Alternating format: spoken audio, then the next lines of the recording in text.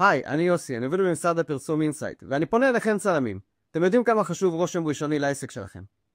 אבל בעולם הדיגיטלי הרושם הוא לא רק מהצילום עצמו, אלא גם מהאתר שמציג אותו. כל צלם חייב שיהיה לו אתר תדמיתי ומקצועי שיציג את העבודות שלו. כך הוא יוכל למשוך לקוחות חדשים.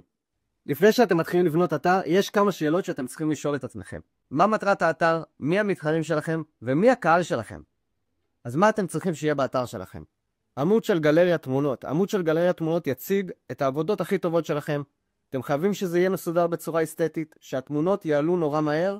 אתם חייבים שיהיה לכם עמוד אודות, עמוד שיספר מי אתם.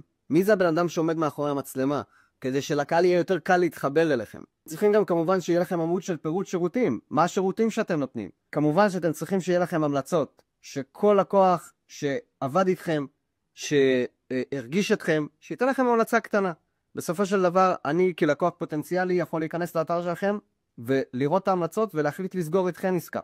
ומשהו שהוא לא חובה אבל מאוד יעזור, זה בעצם מאמרים מקצועיים. טיפים לימי צילום, איך לבחור לוקיישן נכון, אולי איך לבחור את האוטפיט הנכון. המאמרים האלה יעזרו לקהל שלכם למצוא אתכם בגוגל. והעמוד הכי חשוב לאתר שלכם זה עמוד יצירת קשר. אז לסיכום, אתר טוב הוא לא רק מציג את העבודות שלכם, הוא מוכר אותם. אנחנו ממליצים לבנות אתר עם וורדפרס עם תוסף בריקס. אבל אם כל זה סינית בשבילכם, אתם יכולים פשוט לפנות אלינו ואנחנו נעשה את העבודה.